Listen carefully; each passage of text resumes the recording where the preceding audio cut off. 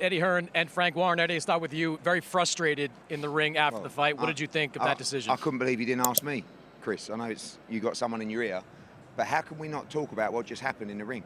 I mean, we want to just forget about it. We want to forget that in one of the biggest fights of our generation, the most important fight of Dmitry Bivol's life, you give him 4 rounds in that fight. It's absolutely disgusting.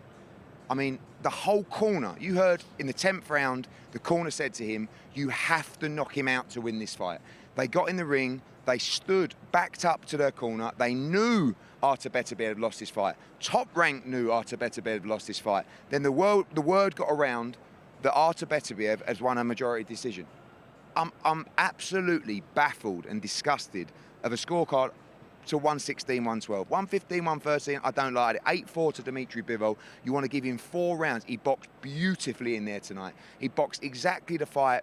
And listen, I don't want to disrespect Artur, but these are 2 greats of our generation. But Dmitry Bivol should be the undisputed champion tonight, and that judge should never work again. 4 rounds in a fight of this magnitude is disgusting. Frank, you have no horse in this race, but how did you see the fight? I gave it to Bivol by a couple of rounds. I thought it was a close fight, but I gave it to him by a couple of rounds.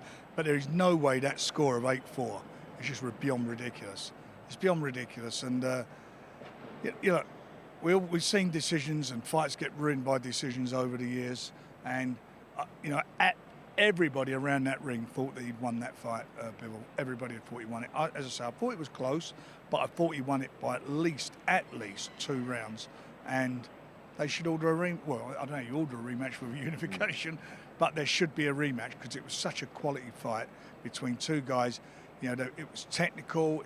There was you know, grit, determination, brilliant skills in there from Bivol. I mean, his jab was superb, and there's times he was standing and trading with a puncher.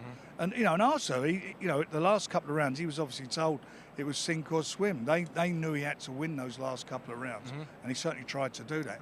But I'm afraid the score in 8-4 is a joke. Yeah, they were saying right there at the end of that fight, you need a knockout Artur. And they were right. I think they were right in that moment. Eddie, it's no consolation, but the fight did live up to expectations. It was brilliant. They're both tremendous fighters. I'm not saying that it was a runaway victory, a landslide for Dmitry Bivol. But when you're sitting at ringside and you've got, you know, you go over to the TV side, even the ones who had it close had it to Bivol. There was no one on our row, no one behind us, no one the other side of it. No one had Artur Beterbiev winning that fight. I didn't even hear a draw. We just got in the ring and the whole Bivol corner. As we went up, I said, congratulations. Well and we went over to the corner and they're all celebrating. And I'm looking around at Beterbiev and he's deflated. You know, they all know, even the guys who don't particularly like me, they knew they lost that fight. Quickly, this was such a great fight. It seems like a rematch is natural. How likely do you think that is? His Excellency has talked about that, but obviously, look, it's fresh, isn't it? It's just happened.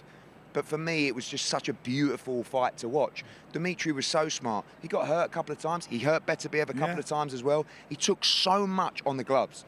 All of the marking around here, you can see it's from the gauze on his tape. He just boxed a beautiful fight in a very tough-fought fight. And I think, you know, when you get an opportunity like that and you box that way, to not get the decision, it really hurts. You know, I'm gutted for him. And to sit there and stand there and say, it's up to the judges, I did my best. I mean, fair play. Yeah. But I ain't having it. I mean, I just, you know, 116, 112. It's terrible, like, you know, when you get a fight like that, 2 quality fighters, that it ends in controversy like that. It shouldn't do. Yeah, a lot to digest certainly after this incredible fight.